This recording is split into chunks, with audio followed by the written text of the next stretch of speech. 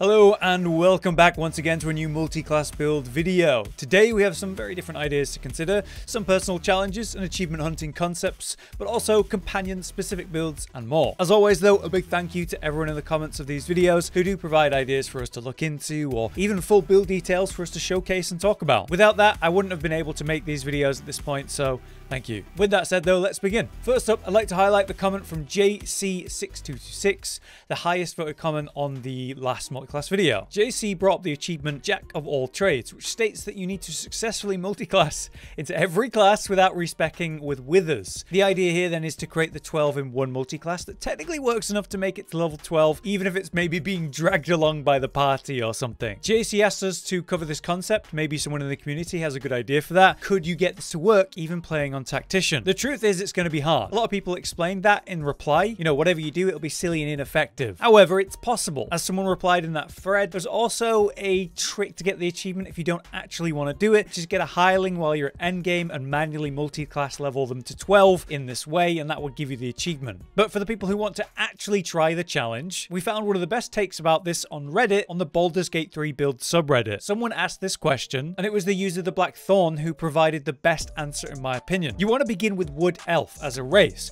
which provides proficiency in stealth, an important detail because this ridiculous combo of classes is not the strongest in combat, is it? Elves in general have dark vision and elven weapon training too, which could be useful, but Thorn explained that they began the playthrough with the key stats of 17 charisma, 14 dex, and 14 constitution. The rest of the stats were dump stats, it would seem. But now the level split. Ranger 1, Bard 1, Wizard 1, Cleric 1, Warlock 1, Sorcerer 1, Paladin 1, Rogue 1, Fighter 1, Druid 1, Barbarian 1, and finally Monk 1. The key classes that were highlighted were Fighter for the archery fighting style, providing better hand crossbow attacks, Warlock under the Great One subclass, Sorcerer using the Draconic bloodline for the free Mage armor, and finally the Ranger, which provided Arcana proficiency, fire resistance, as well as the Oath of Ancients for healing. Now outside of that, Thorn talked about some important details. For example, you'd want to go to Auntie Ethel in the Act 1 fight, but let her live, so you can get a hair for the permanent +1 to charisma, which would put you to 18, which would be nice. Thorn also mentioned wanting to use potions and elixirs like Bloodlust for extra actions and temporary health to stay alive, and talked about how, for this concept, really want to go hard on your tadpole powers, highlighting favorable beginnings. This means the first attack roll or ability check you make against any target gains a bonus equal to your proficiency bonus, giving them better odds, and Cull the Weak, which will kill creatures that have fewer hit points than the number of evolved illithid powers you have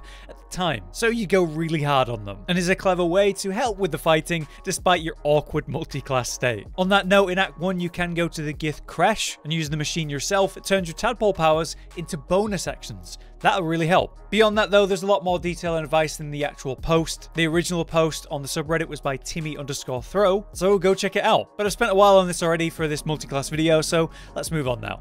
Next up then, we have one from our own comments. This comes from Jareth Thompson, who I believe has actually been in one of these videos before. It's a fun idea we've mentioned before in the series, taking one of the companions and really focusing on them to make them the best they can be. This build is all about Lae'zel, with a theme focused on old school Githyanki fighting. Jareth explained that Gish is a term that comes from the old rulebook. Githyanki could fight with both sword and spell. To me it sounds like a bit of an Eldritch Knight build, but every time I've looked at that or talked about it with others, multiclassing with Wizard always comes up, and this follows that theme. This build could work if you are playing Lae'zel, or just have her in your party and want to make her good. The build does run a respec though, as it does begin with Eldritch Knight all the way to level 5, then all the remaining levels go into Wizard until you hit Act 3, where you can get some items that will set your stats to 23, allowing for respec and allow you to get more of your stats. With this build, you can also pick up and run the Silver Sword of the Astral Plane as a Githyanki, using that disarm trick back in Act 1, giving you an incredible weapon for the playthrough if you are up for that trick. Otherwise, you get the weapon in Act 3. In any case,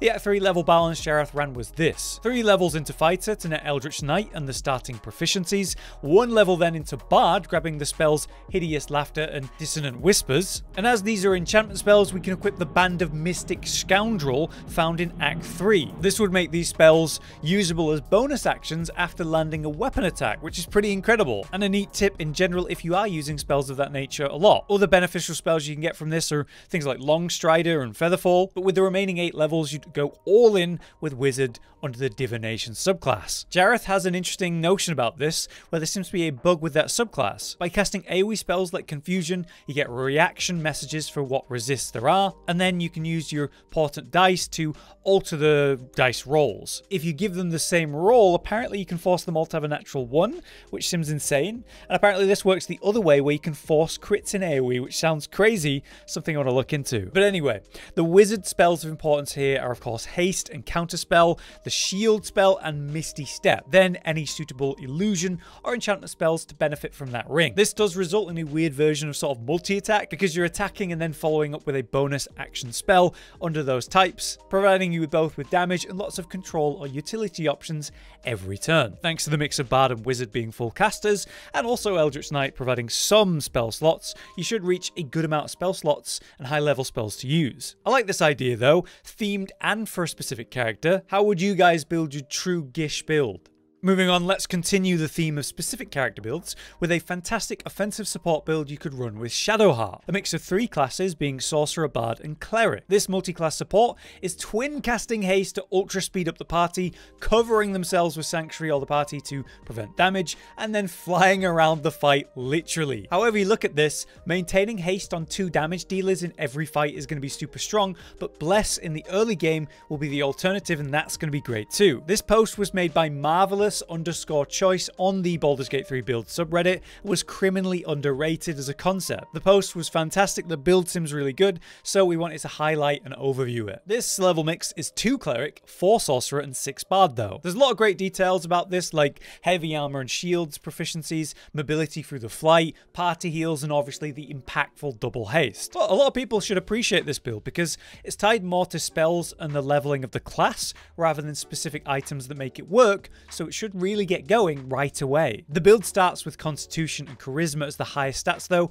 both at level 16, then followed by Dex at 14 and Wisdom at 12, leaving say Strength as the dump stat. Basically, you're going to maintain concentration as much as you can, right? Whether that's through Bless in the early game or your double haste in the late game, so having high Constitution provides the better saving throws for that. Dex gives you the initiative, so you know the sooner in the fight the better, and despite being a Cleric, Charisma's kind of your main casting stat because you're using Bard and Sorcerer. Here's how it'd be leveled though. Starting as Sorcerer under Storm Sorcerer, you get the concentration saving throw proficiency, absolutely core to get this going, and you get it at level 1, which is awesome. Then the bonus action fly ability, basically meaning you have incredible mobility immediately. At level 2, we then get our Cleric under Life Domain. That gives the bonus to all healing, and yeah, the heavy armor proficiency. We'll also get the all-important Sanctuary and Command. Sanctuary to prevent the incoming damage early game especially, and Command to control the enemies, forcing them prone or making them drop their weapons. At this point, we also get Bless, which will be your main concentration spell until Haste. And then at level 3, we get our 3rd class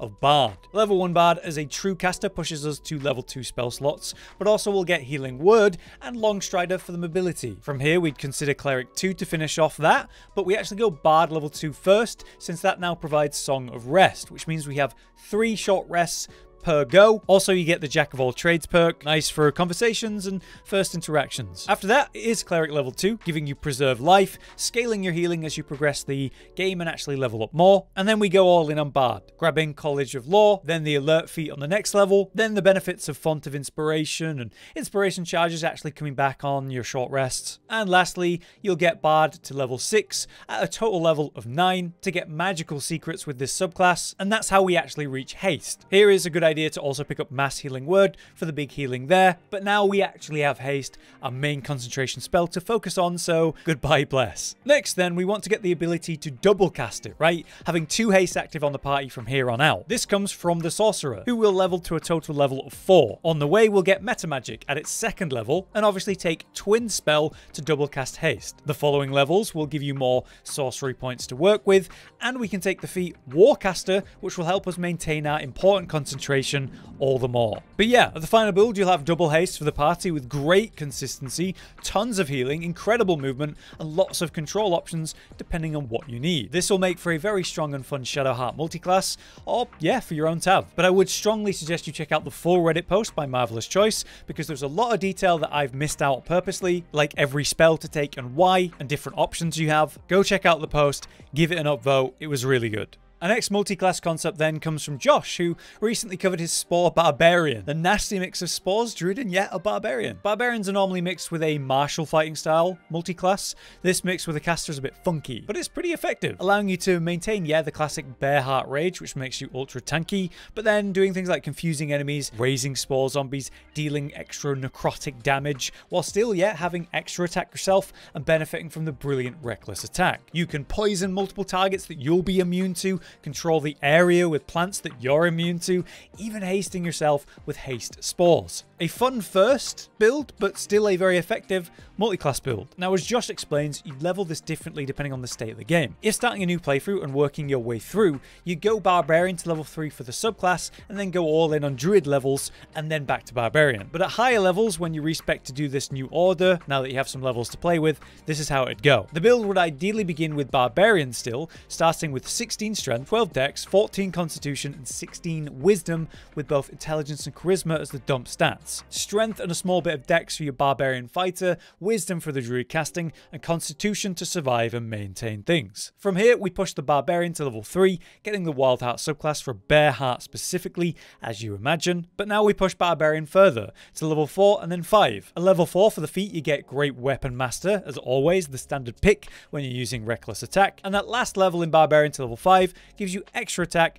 which is obviously important. Then the remaining 7 levels go straight to the Druid, grabbing Circle of Spores at its 2nd level, and during that leveling, you take the 2nd level spell Protection from Poison. Since we're going to be spreading poison ourselves, we want to be immune to that. The 2nd feat of the build would go to Savage Attacker, which is actually better in Baldurs Gate 3 compared to D&D, actually raising your DPS by a notable amount. And eventually you get your Fungal Infestation class action, which can be used while raging as a reaction, generating a nice meat shield for you to use during fights. Then with a combination of, say, Plant Growth and Freedom of Movement, you get to control the terrain you're fighting in while being basically immune to the negatives yourself. I do think it's a very cool and unique multi-class mix, and wanted to highlight it because of that in today's video. If you want all the details and reasoning, every level explained, how to play it, all that, check out the full build video on the channel now. Finally, though, let's talk about a really cool concept, an idea from the comments of last time, coming from Anders Frieden 567, who brought up their sure not meta powerful multi-class, but unique and fun, and gets going with the right gear like most anything. In short, this mix of Eldritch Knight, Hunter, and alchemy-focused wizard creates the Baldurs Gate 3 Witcher build. Just conceptually, I love that. You want to create your own theme build and try and make it work, like a self-imposed challenge that's going to be rewarding and fun. A lot of people do feel that tacticians are only really hard in the early game, but once you reach the later game, get the crazy items in this game, it gets a bit easy. So by working in your own personal challenge, like a themed build, you try to make as strong as possible still, but it's based on something less about synergy and more about the theme, it hits a nice middle ground. This build by Anders then is 7 levels into Eldritch Knight. Eldritch Knight fits the sword fighting and magic aspect of a Witcher build. When you hit this subclass under fighter at level 3, you unlock the weapon bond, binding your weapon to the main hand, meaning you can no longer be disarmed, which is awesome,